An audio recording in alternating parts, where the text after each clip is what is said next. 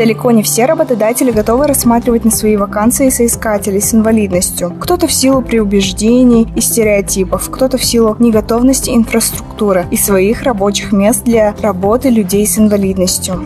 Кто-то опасаясь, что сотрудники с инвалидностью не впишутся в рабочий коллектив. Без привлечения значительного количества разнообразных вакансий от работодателей вы не сможете трудоустраивать людей с инвалидностью, а значит, не будете достигать поставленных перед организацией задач. Таким образом, были приняты законы и подзаконные акты, призванные отстаивать права инвалидов в сфере занятости, о социальной защите инвалидов в Российской Федерации. В Якутске решением вопроса занятости населения занимается Центр занятости населения. Соответственно, туда может обратиться и человек с инвалидностью.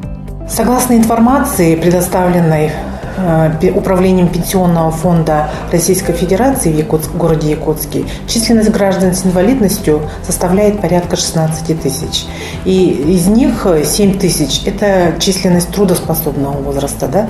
Из этих 7 тысяч порядка 2 тысяч – это люди, которые уже трудоустроившиеся. В целом, значит, в 2018 году обратилось у нас порядка 500 человек за поиском подходящей работы, и трудоустроилось 53% из них.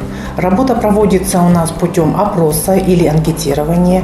Выявляем желающих трудоискать работу, а также, значит, опрос проводится как при посещении центра занятости, так и путем телефонных переговоров.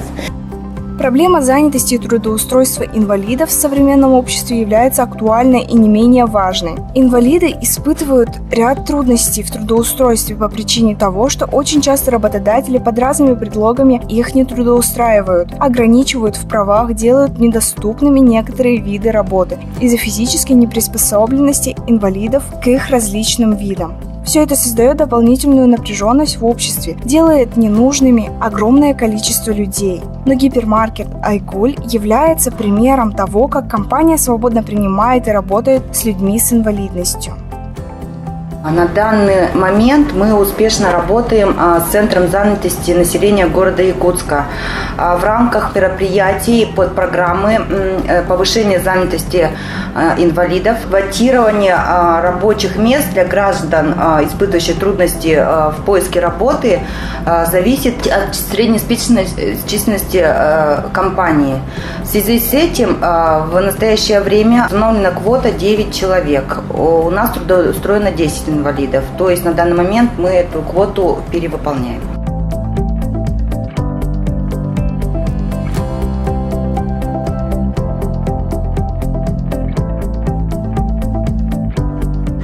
Если у людей инвалидность, они не могут работу найти. А так здесь они устраиваются сюда на работу. Айгуль мне нравится.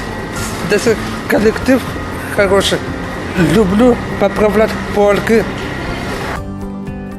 По данным ООН, в мире людей с инвалидностью насчитывается примерно 10% населения земного шара. Трудовая деятельность для человека является важным условием полноценной жизнедеятельности. Она не только является способом экономически обеспечить свое существование, но и возможность реализации своих способностей, в том числе и творческих. Трудовая деятельность является фактором приобщения человека к общественным ценностям.